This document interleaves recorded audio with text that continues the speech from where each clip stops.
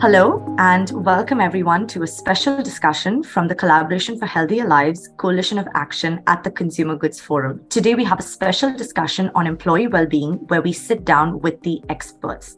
Today's discussion is aptly titled Tasty Talks as we delve into the world of workforce nutrition and why it's important for businesses.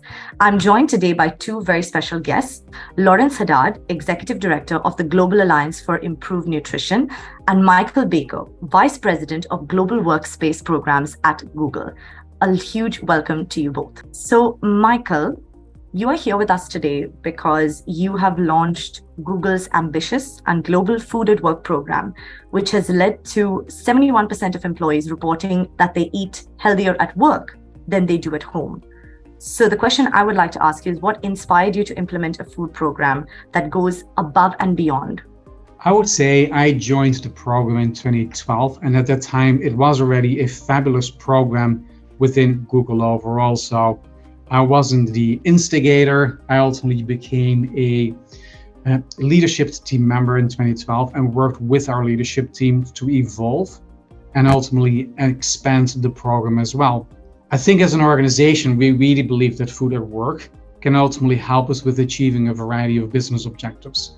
It enables and supports productivity and performance. It contributes to the sense of belonging.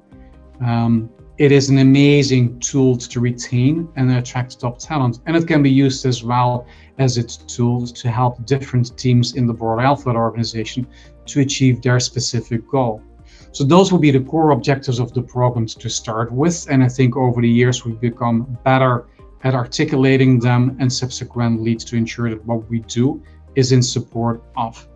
Separate and in addition to that, when you provide amazing food experiences at scale to your workforce, then it's ultimately for free for your users or employees.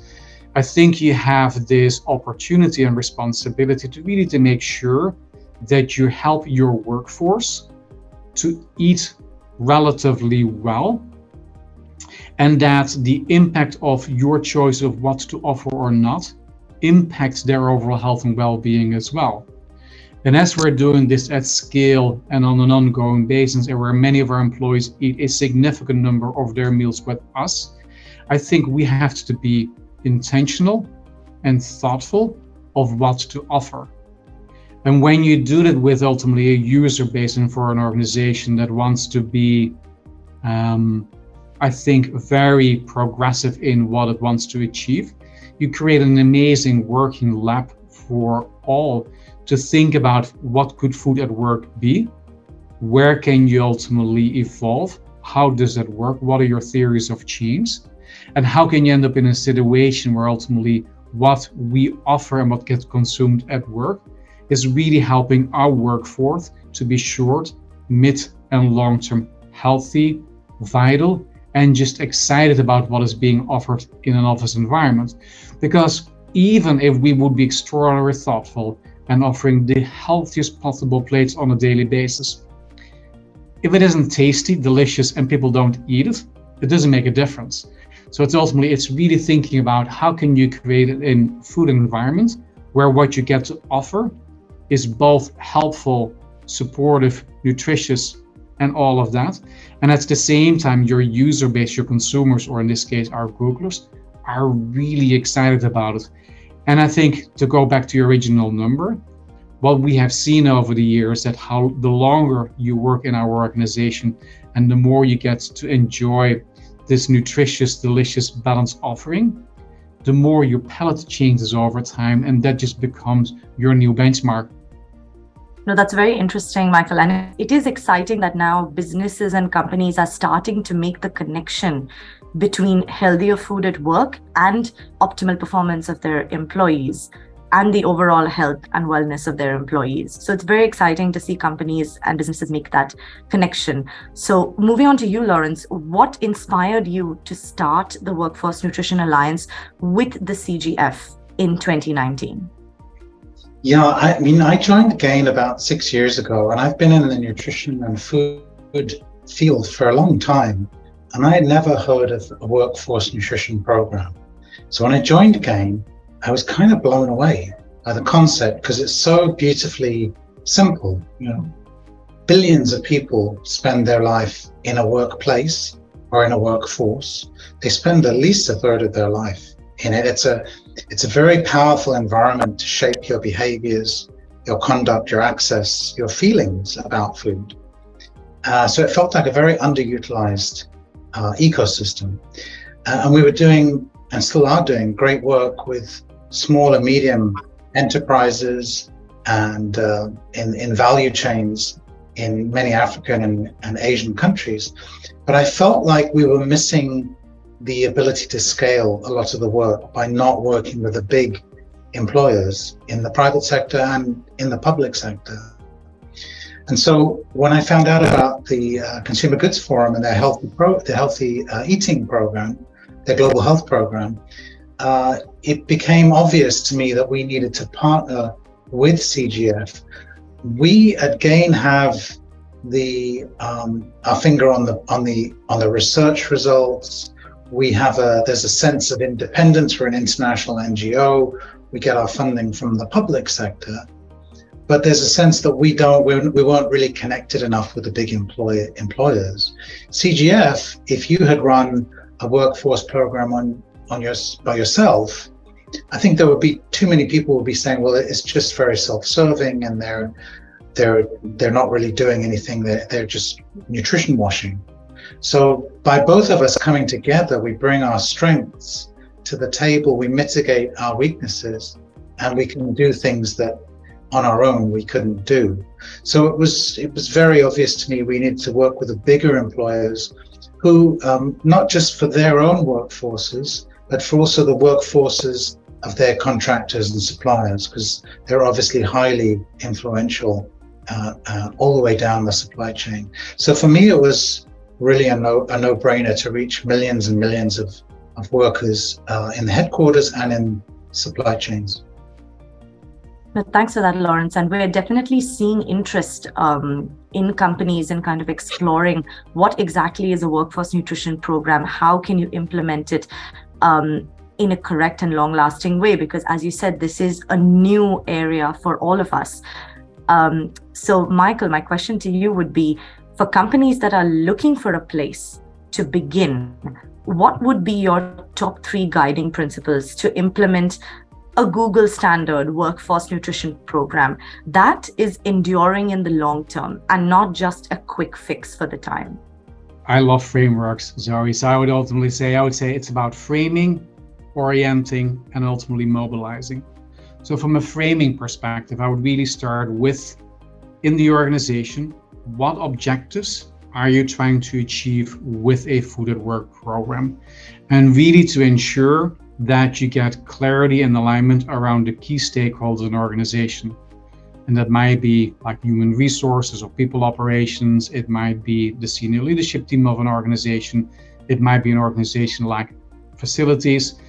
So really to make sure that there is clarity on what it is you're trying to do. Then from an orienting perspective, to really to think through in what different ways might you achieve in what time frame your broader goal. So, and then you get to mobilize, how can you act upon that? And what I've come to appreciate is that Food at Work doesn't mean that you have to offer 3 meals a day, 7 days a week. It might just start with 1 family meal per week or per month. And it doesn't have to be overall fancy. It might just be a great family meal to start with. So, but it's really around what is it you're trying to achieve with the program, who should be involved with that, and how might you get going. And I would really say, and it is so clear in our organization, launch and iterate. It can feel daunting and it might feel it's going to be extraordinarily expensive, but just eating together as an organization once a week or once a month might ultimately teach you quite a bit about what works and what resonates with your workforce.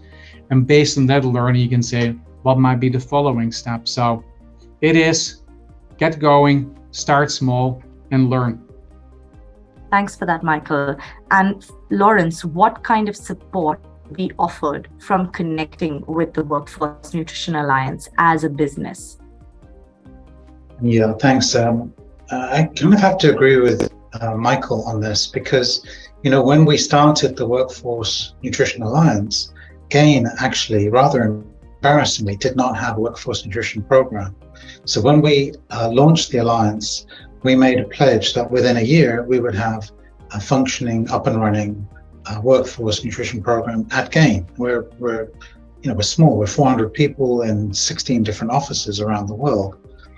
But even for us, it took quite a lot of time to get going. And I think the kinds of advice that Michael has shared, the kinds of experiences, we found the same thing. Start small, start where you can do things, try to reassure people and managers throughout the organization that this isn't going to be a big drain on their budgets, that it's actually going to help them do the kinds of things they want to do in terms of retaining staff, rewarding staff, reducing absences from work, improving productivity at work.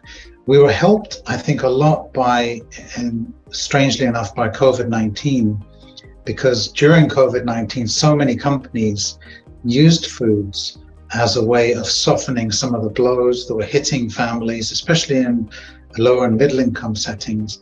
And of course, now companies, businesses are using food and NGOs as well, public sector employers are using food to bring people back into the office, to lure them back and help them get reestablished. So I think it wasn't straightforward. It was good for GAIN to go through the same exercise. But what we did find was that the kinds of advice we give businesses were very helpful to us. So it was almost like a stress test of our own advice that we give others. We do say there are many different areas in which you can implement workforce nutrition. It could be around improved foods, but it could be around improved breastfeeding facilities for female employees. It could be around nutrition education opportunities. It could be for health and wellness checks. There are many different opportunities, and we would help businesses. The kind of support we can give is we can help you with a self-assessment of where are you right now in these kinds of domains. We can offer guidance and support. We can offer experiences from other companies, and we offer a formal masterclass, which is starting up again in September, to really give you peer-to-peer support and learning about how to implement these kinds of programs, and more importantly, why, and how to convince key decision makers in your business to go ahead and do this. Thanks for that, Lawrence. Yes, I know that the WNA has really elegantly kind of compiled all the information in the form of guidebooks and scorecards, just so that all the information on implementing a workforce nutrition program is in one place. And Michael, it has been your experience, or rather Google's experience, with the Workforce Nutrition Alliance acting as a kind of standard or examples of best practice? So maybe a little bit more of our broader context, Zoe. So when I think about our Food at Work program, we're basically operating in three different but concurrent ecosystems. The first one is obviously we impact 250,000 people if they show up in an office on a good day. So with what we do over there, we ultimately help them to eat well. And we hope that over time we change their perspectives on food and they eat better at home or on the go as well. Our second ecosystem is the partners that we have through the broader Alphabet organization. If you think about our clients that are using advertising solutions, many of them are food and beverage companies, restaurant companies, and we can partner with them as well to exchange ideas and insights to help them, and they help us. And our third ecosystem is from how can we ultimately contribute to these broader global challenges we're faced with, including ultimately food security or nutrition security as well. And we deeply believe that what we have learned and what works or what doesn't work, we want to share with others as well, so everybody else can benefit from our learnings, and we want to learn from others as well. So I think this partnership is one of those great examples, is where we are very eager to share our journey with the hope that it might be helpful or meaningful for another organization, not with the belief that ours is the only one or the best one. It's just one version out there. And then through the partnership as well, we're very eager to learn from others, because it's the diversity of thought, the diversity of experiences, and being in this together where ultimately our program will continue to evolve and become better as well. So therefore, this partnership is really, really critical for us. And we're very excited about what has been done so far, but even more so about what is yet to come. Thank you so much, Michael. I'm afraid we've run out of time. So thank you both very much for joining us today. And thank you for our listeners for tuning in. 2023 is the year of employee well-being at the Consumer Goods Forum. So you can follow our campaign using the hashtag wellbeingatwork. To know more, visit www.tcgfhealthialives.com. Thank you and goodbye.